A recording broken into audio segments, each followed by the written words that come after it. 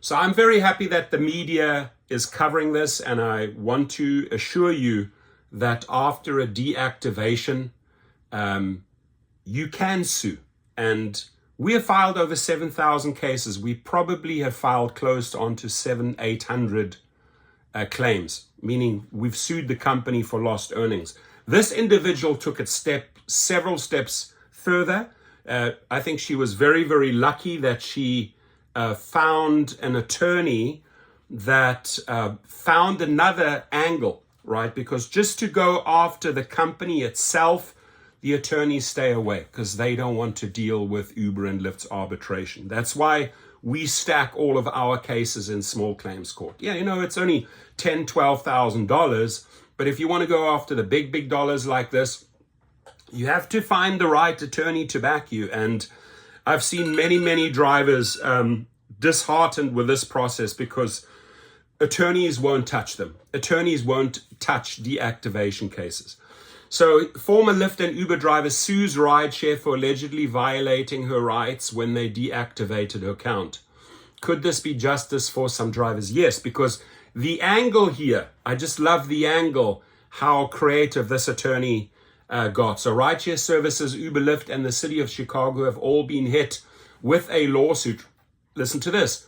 Uber, Lyft, they may not collect there, and the city of Chicago, they've attached them as a defendant, have all been hit with a lawsuit from a former driver over city rules she claims violate her rights.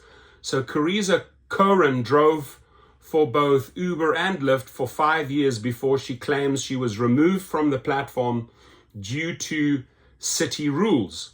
Interesting, right? The rules allow companies to deactivate drivers without reason, proper evidence, or even an appeal process.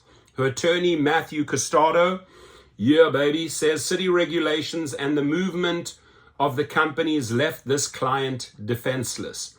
Uber accused my client of spitting on a passenger. Fabricated, made up shit by the rider. I mean, there's no evidence and there's no appeal process, right? So there's no evidence and there's no appeal process. I want to reiterate, this is a very, very powerful sentence. When we file appeals against Uber and Lyft, and when we send them from our paralegals from Gig Rocket and Activation Hero to these law firms, to the Uber and Lyft law firm, to their attorneys, we say, you don't have any evidence. You just have the words of a passenger. And we will subpoena that passenger, and we will hold that other person who made those allegations. They're hiding their name. They don't want to reveal that passenger. We'll sue them. And you can. You might not get the real money from Uber and Lyft. You might get 5,000, 10,000, but you could get the real money from the passenger, especially if they maybe were driving in the luxury or the black, if they have money. If you have some person taking share trips, you're not going to extract money from them. It's not even worthwhile going after them for money. So, and there is really no appeal process because you're writing your story to a review team. The review team looks at it and says, oh, you remain permanently deactivated.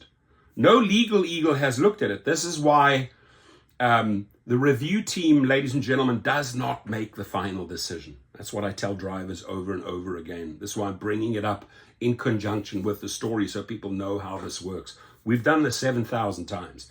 So you have a review team coming back to you, shooting you down. You remain deactivated. You give up. No, you don't have to give up because you can package it up as an appeal, send it to their legal department. That's what we do at Activation Hero and Gig Rocket.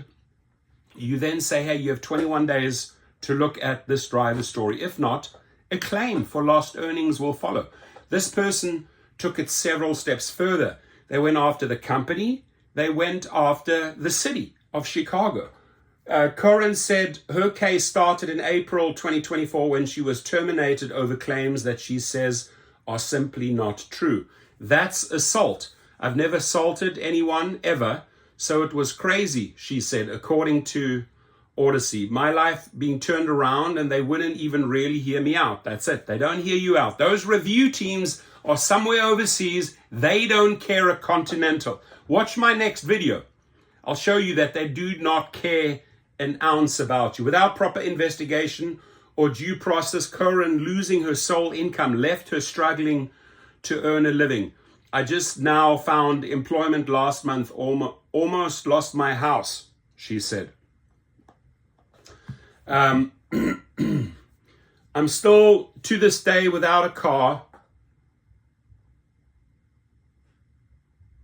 Where is this here? I'm still to this day without a car, in a hole, and trying to find a way to dig myself out, rebuild my life. Her case is just one of several implications affecting Chicago's approximately 90,000 licensed rideshare drivers.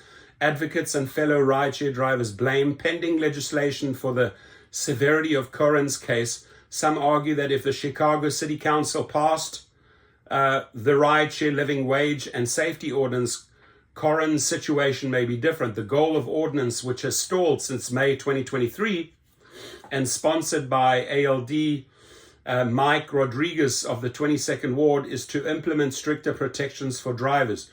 During a rally in July 2024, participants highlighted that limited protections have resulted in drivers being victims of violence, with some even losing their lives.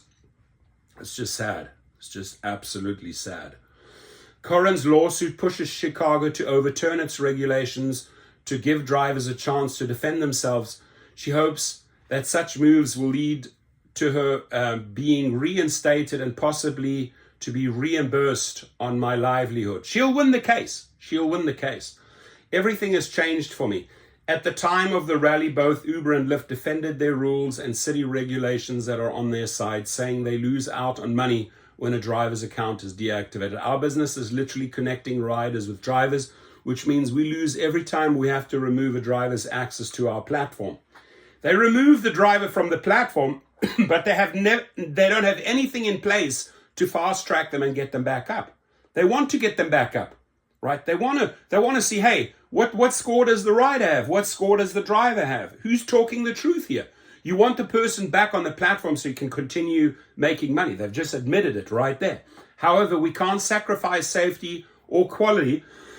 And unfortunately, when a driver poses a serious threat to either, we have no choice but to deactivate them. Good luck on that one, Uber and Lyft.